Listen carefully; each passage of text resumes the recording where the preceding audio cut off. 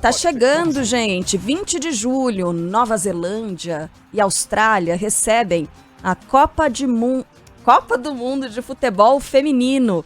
A Aline Fanelli, nossa colega aqui da equipe esportiva da Band News FM, é a nossa enciclopédia do futebol, nossa enciclopédia do futebol feminino, e vai trazer todas as informações dessa, que é a maior Copa do Mundo de todos os tempos, com 32 seleções. Aline, vai ser um espetáculo, né, esse mês aí de Copa do Mundo. A gente já tá sentindo isso, mas eu vou dizer, a gente tem que admitir, né, numa intensidade infinitamente menor do que a Copa do Mundo de futebol masculino. Aline, bom dia para você. Oi, Carla, Débora, bom dia a vocês e a todo mundo que está acompanhando a gente. É isso, até porque a gente está falando de Copa do Mundo Feminina, que a primeira edição foi em 1991. E quando a gente fala de Copa Masculina, a primeira edição foi em 1930. Então tem um período muito grande de distância entre competições masculinas e femininas. A deste ano é só a 9ª edição, e de 8 edições, os Estados Unidos venceram 4 delas, venceram metade das edições. Então é uma história, assim, ainda muito recente, neste ano pela primeira vez, com 32 seleções, como você disse, um recorde para a Copa do Mundo Feminina, e também com 2 sedes. É a primeira vez que 2 países recebem a Copa do Mundo, Nova Zelândia e Austrália dessa vez, e a FIFA tem feito esforços para que as condições também, em algum momento, condições financeiras, estejam no mesmo patamar que as condições financeiras da Copa do Mundo masculina. Existe um esforço para que isso aconteça em 2027, uma Copa na qual o Brasil é um candidato a país sede. Então, aos poucos, a FIFA também tem tido essa preocupação com relação à Copa do Mundo feminina. A deste ano, então, com 32 seleções pela primeira vez e 2 países sede, se a gente pode por assim dizer.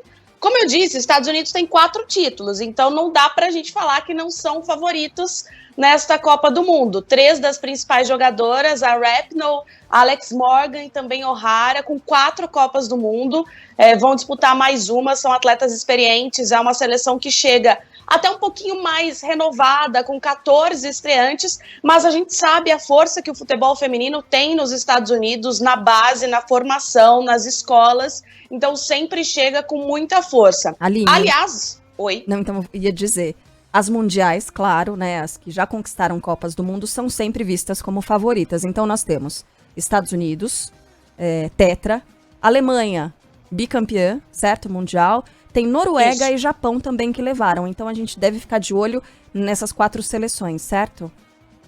Japão e Noruega não muito, Carlinha. A gente pode falar Estados Unidos com 4 títulos e a Alemanha com 2 títulos. E aí outras seleções, no caso a Inglaterra, que é a campeã europeia.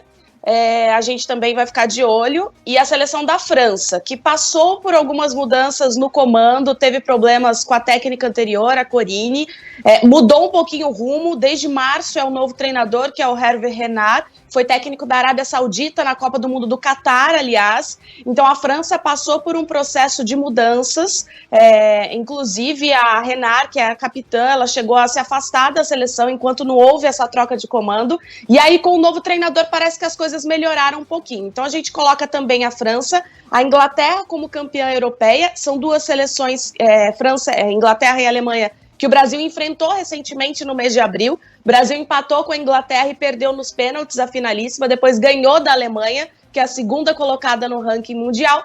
E acho que a gente pode colocar também a Austrália como país sede, né, no caso. A Austrália venceu a França em um amistoso feito agora, recentemente, pré-Copa do Mundo. E a seleção brasileira, que num caminho um pouco mais recente, a gente coloca em uma prateleira até um pouquinho mais abaixo dessas seleções.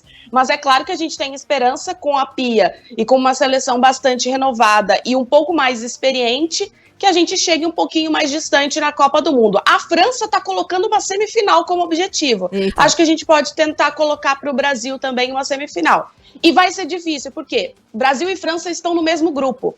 Então, para o Brasil fugir dos Estados Unidos nas 8ª de final, o Brasil tem que ficar na primeira colocação, para já dispensar esse confronto em 8ª de final. É o jogo mais difícil da chave, contra a França, com certeza. O Brasil estreia contra Panamá. Mas então, para a seleção brasileira, o ideal seria tentar ficar na primeira colocação para já fugir dos Estados Unidos em 8ª de final. Nosso grupo F, né? Como você disse, França, Jamaica, Brasil e Panamá. Então essas são as nossas nossos primeiros adversários. Eu ia perguntar justamente sobre eles, né? Porque vocês já estão lá na frente, vocês já estão traçando o Brasil lá na frente da competição. Antes eu queria perguntar para a Aline sobre Panamá, França e Jamaica. O que esperar dessas competições? Lembrando que são jogos, agora há pouco a gente falava de um projeto aí para liberar ou colocar ponto facultativo, né, em algumas empresas, porque como a Aline bem colocou, demorou para que começasse o torneio feminino, né, quando a gente compara com a seleção masculina.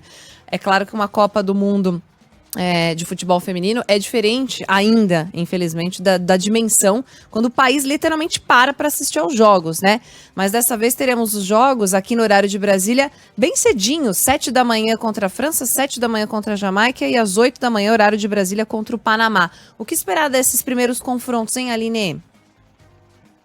O Brasil vai ter realmente um pouco mais de dificuldade contra a seleção francesa, que apesar de vir de um trabalho recente, o Renat chegou em março, ele resgatou um pouquinho do ambiente bom da seleção da França, que passou por momentos realmente turbulentos. Então, a expectativa é de que esse seja realmente o confronto um pouquinho mais difícil para a seleção brasileira. A estreia, provavelmente, com o Panamá vai ser um pouquinho mais tranquila, apesar da ansiedade, a seleção tem 11 atletas estreantes, então é um time que se renovou também bastante nesse ciclo com a técnica Pia Sundhage. As próprias atletas falam dessa renovação. A gente tem a Marta indo para uma 6ª Copa do Mundo, mas a gente não sabe se ela, em qual condição física que ela vai chegar. Como titular, provavelmente não, então talvez começando ali no banco de reservas. Até ela tem feito trabalhos diferentes ali, físicos. Hoje, por exemplo, ela fez um trabalho correndo no gramado, então tem diferentes cargas de treinamento para algumas jogadoras ainda nesse começo de adaptação para a seleção brasileira na Austrália. E aí esse confronto mais difícil contra a França. A Jamaica deve ficar no meio termo, se a gente pode por assim dizer. Mas a partida vai ser justamente a segunda contra a seleção da França, que é o que a gente espera de ver mais assim da seleção brasileira.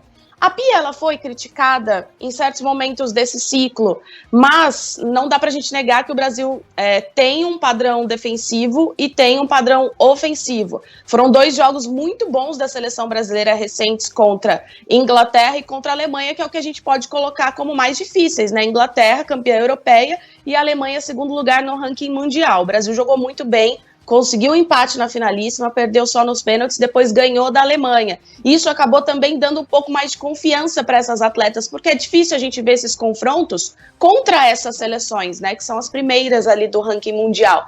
Então, por isso que o Brasil chega até um pouco mais confiante e forte depois dessas últimas partidas disputadas. E esse time é isso, tem atletas experientes, atletas mais jovens, em uma mescla ali. A convocação teve algumas críticas, sim, não dá pra gente negar, com relação à goleira Bárbara, também a zagueira Mônica, que foram atletas que não vinham sendo convocadas e apareceram nessa lista para a Copa do Mundo.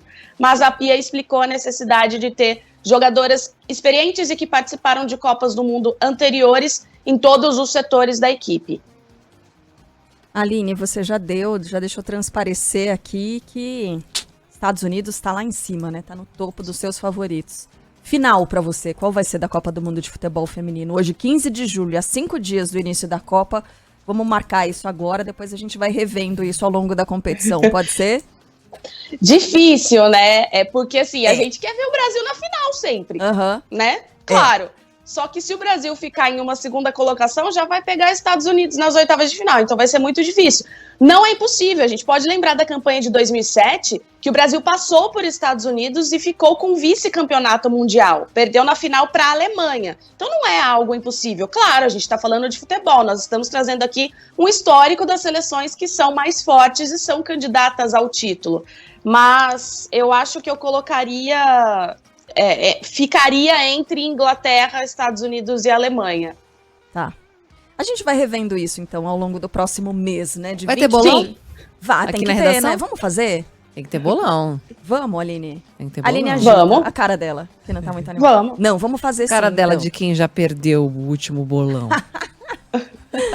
Bom, então a Aline Fanelli está responsável pelo bolão que a gente vai fazer na redação aqui da Copa do Mundo de Futebol Feminino, e você pode acompanhar sempre as participações dela e de Jordana Araújo no Tem Mulher na Área a partir das 7h da manhã, né? São pílulas em nossa programação diária.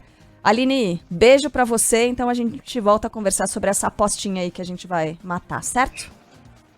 Combinado, gente. Um beijo pra vocês. E, ó, no fim do dia eu tô aí, hein, na programação da Band News FM. Boa! Valeu, até mais tarde. Beijo!